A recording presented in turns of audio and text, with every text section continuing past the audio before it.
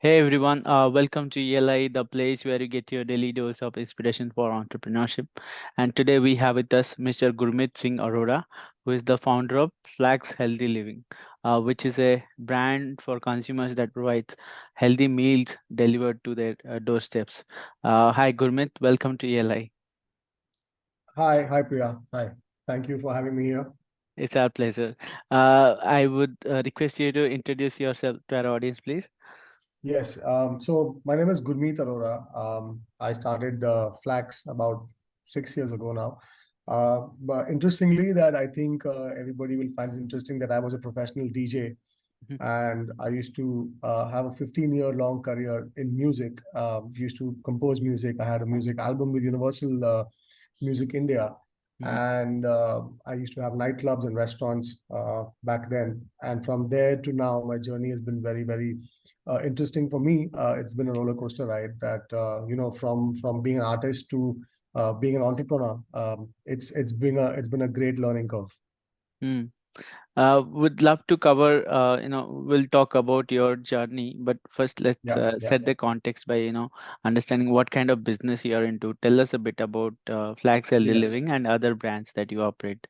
Sure, sure. So my company is called Health and Beyond Foods Private Limited, and it holds three brands. One master brand called Flax Healthy Living, and Flax has two other sub brands. One is called Beyond Fit, and one is called Careless by Flax. Beyond Fit is so Flax is about on-demand healthy food, about salads, Super Bowls, juices, Mhm, smoothies, everything fresh, everything raw. mhm, Which we process. We've got 6 outlets in Bombay.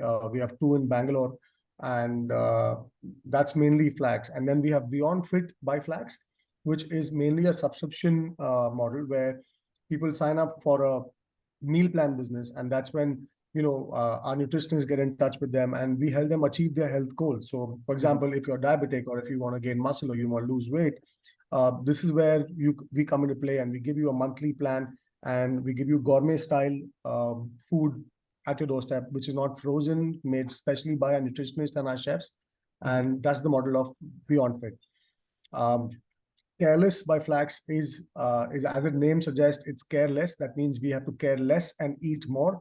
So mhm, it's a healthy dessert brand where we'll have desserts coming in our you can order desserts, guilt-free desserts. You can order a chocolate cake, but not worry about the calorie or the sugar, mhm, and that's mainly a major USP of Careless. In fact, Careless is launching this Christmas. We're launching in this season. mhm. So Got you. that's mainly my brands. I also have a fine dine business, which is Yazoo Pan Asian, which has got it's like a proper fine dine restaurant. We've got one in Bombay, one in Goa, and we've got Juliet, which is a European brand, European food. So this is probably the small little empire Got that I have. Got you. Yeah. Speaking of Empire, tell us a little bit on, the scale of operation right now in terms of how many meals you deliver or how many Yes. employees that So you for have and, how many customers that you have on board. Yes. So Flax delivers to 15,000 customers every month. Mhm, Um, Beyond Fit has about 55 subscriptions, which are live right now in Bombay. We've just started 3 months ago. And Yazoo has been 4 years old. Probably one of the best Pan Asian foods that you'll come across. We won the best restaurant award last month with Restaurant India, mhm, and that's pretty much the volumes I can share with you. mhm. Yeah. Got And Flax itself has been on number one in the health space with all the aggregators, and in the digital space in the health food industry, we've probably been on the top space. got you. Now tell us about the journey it took to arrive here, from being an artist to becoming an entrepreneur. How did you, what made it happen? Why did you switch your career from music to, entrepreneurship, Well, and what was the trigger? yes. So I think when I was so I believed in doing everything with precision. That's what I started. Maybe that's my personality trait, that I like doing everything in precision, in detail. Mm.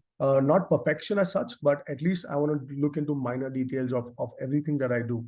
And Mm. music is all about precision and timing. It's not about, uh, if you're off time, if you're off beat, music doesn't sound good. Similarly with business, if you're not on time and if you're off beat with the people, your product is not on point, it's not going to work. Right. So that's the same brain map, and that's the same mindset rather I had when it came from being an artist to starting a business. And one of the Mm. biggest triggers was, I was always in a environment which I thought I took clues from the environment that I am always in.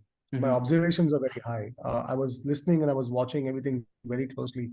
Maybe in my subconscious mind when I was about 20 years old. So I think that helped me develop my personality to choose businesses, because I was always aware of what is going around me. I Mhm. kept my observations very, very strong. And I think an observation came in my way that I should start a nightclub. Being a DJ, what would make sense is, if I'm playing music, why can't I be a partner, or why can't I be a business side of these things? The questions came to my head, and I started taking uh, taking bolder decisions at that time, and I started the nightclub. And that was a trigger. Actually, the first trigger was that just the main decision that I wanted to take was to Mm. understand, to answer a question which came in my head, that why can't I do this? Okay, got you. And once you decided that yeah, this is also something that I can do, what were the series of things that you did initially to start your entrepreneurial journey? It was a lot of learning, I believe, because I didn't come from a business background. Although I did study business management, but the education system that we have in India, or rather when I was a part of it, uh, most of my colleagues right now, some of them are business analysts, some of them are finance majors, some of them are marketing majors, Mm. and entrepreneurs are very less from my batch. Okay. And I wonder that why there's an entrepreneurs, lacking, when it's our Indian system doesn't teach how to be entrepreneurs. They teach us how to get a good job. Mm. you know so that is when my mind started asking questions, that what can I do. Then I started learning things, and my series of steps that I wanted to take was to learn, make mistakes. I make huge mistakes, but I made sure that I recovered from those mistakes. I fell many times, I got up many times, and I built everything step by step. Got you. Transition from being a DJ to owning a restaurant or nightclub. That sounds like a organic transition. But from there to packaged food and becoming a food and D2C brand, how did that transition happen? Yeah. So that transition was actually a reflection of my own health. So back in 2016, when health food wasn't that popular, uh, I was diagnosed with borderline diabetes, borderline cholesterol, borderline uric acid. Mhm. And these are all lifestyle diseases that anybody can catch if you don't eat healthy and you don't work out. And I Mm. had my doctor telling me the things that, you need to make this juice, and you have to have this juice that you have to drink every day. And Mm. that's when I started telling my chef that why don't we make a juice? And we tried doing something at home, which didn't work out that well. And that's when I realized that this is not easy to make at home. Like, to get all the ingredients, keep it in your fridge. It's not that easy to make these juices at home. And Right. that's when I realized there is a demand in the market. If it's me who needs healthy food or healthy lifestyle living, I'm sure everybody else who's probably not living on nightlife, but even a corporate who's living equal amount of stressful environment, probably needs the same. And that's when Flax was born. Got you. Tell us a bit about how did you go about generating demand for your packaged food products? Because these are highly scalable business models, but scale happens when you have a product market fit and you tap into right platforms and channels for generating demand. Um, Firstly, Flax is not packaged food. Flax is fresh food. Hmm. So every we have 6 outlets, and we prepare fresh food on the spot. It's not packaged food. Okay. But in fact, packaged food is a bit more easier to scale, than fresh food. Tell us a little bit about the different challenges that you have faced so far during your entrepreneurial journey. I think every entrepreneur faces a set of challenges, and those challenges define their journey ahead, right? The biggest challenge uh, every business probably faces is the right team, like the people. Mm-hmm. You, the first challenge is people. The second challenge is product.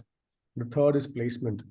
Um, if you get the product correct and you get the people correct and you get the placement almost correct, then I don't think people are going to have a problem accepting your product because you've done the placement correct. You've got the right people to promote it. So the biggest challenge is a mix of all these things, right? Because some people get the people correct but not the product. Some people get the people and product correct but not the placement, and that's where we see so much of startup being not being successful in India. Yeah.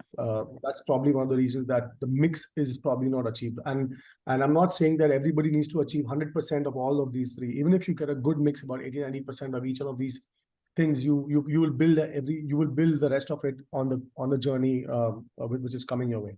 Hmm. Yeah. In any pivots that you have done to your business models so far? Yeah, I think there are a lot of pivots that you have to keep doing. You have to keep learning how to steer. I take it as a car when you're driving. You can't drive in one direction. You'll have to Yeah. pivot. You have to take your course. There'll be hurdles. There'll be speed breakers. There'll be times you're driving on a highway. There'll be no hurdles, and then there'll be rain. Then there'll be So I take everything as a journey where you're on the road and you're driving. Mm, So pivots were very important. What I didn't pivot from is my quality and product. mm, Because if you pivot from that, that's something which confuses the customer. The audience gets confused because you're starting everything up, right? So in the startup period, I would advise that you shouldn't pivot with your product, but pivot with your placement. mm, Try placing your product in different markets, see what your markets are telling you, hear to the audience, hear what the brand is telling you, hear what the market is telling you, and then accordingly pivot your placements. mm. Okay. Tell us a little bit about the demand generation aspect, as in what all channels do you tap into to generate demand for your products? So being in the health space, uh, we know that we don't have a mass audience. We have a niche audience because Mm, yes, the space is growing and a lot of people joining the health space. In terms of customers, we have new customers every month.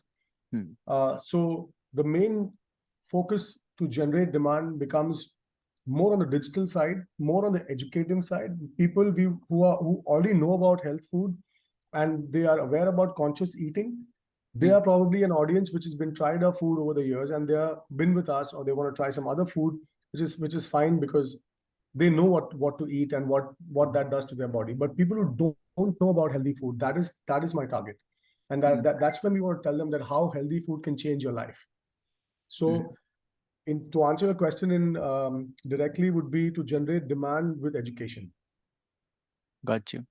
Uh, what are the different lessons that you have learned so far being an entrepreneur, which can be taken away by other new entrepreneurs who are just starting out? One thing's for sure that I'm still learning and I'm still making mistakes. And I'm sure every entrepreneur out there, every businessman out there at their own levels, at their own scales are making mistakes and learning on a daily basis. So Mm, if you think that you know it all, stop there and start learning, because that's where you're going to make a mistake if you think that you know it all. right. That's one big mistake that everybody makes. So my advice would be, first thing is start learning. Whatever your business is, whatever your product is, keep learning on it on a regular basis. Mm, The second thing I would advise you to show up at work every day, because if you show up, you'll learn things on the ground. If you don't show up, you will not learn.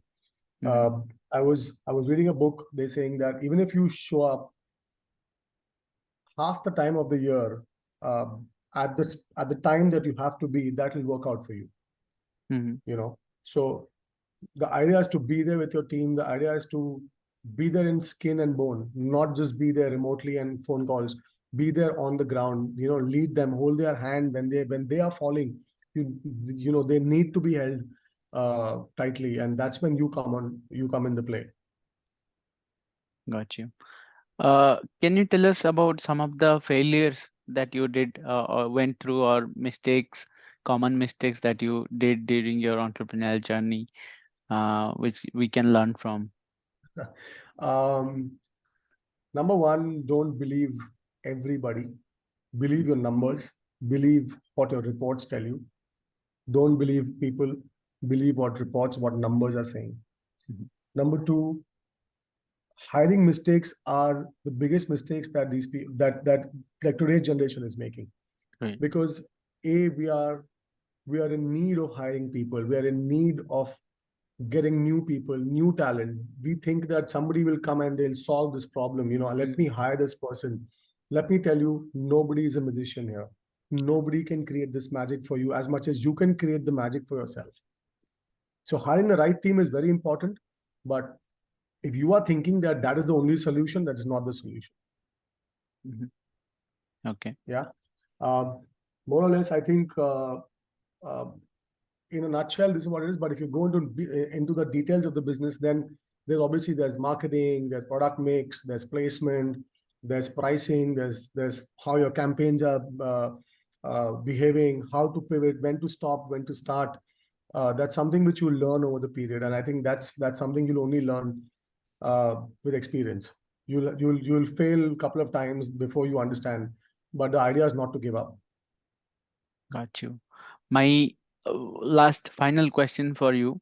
What would you say is the meaning of entrepreneurship for you? How would you define the term entrepreneur, or who is an entrepreneur as per you?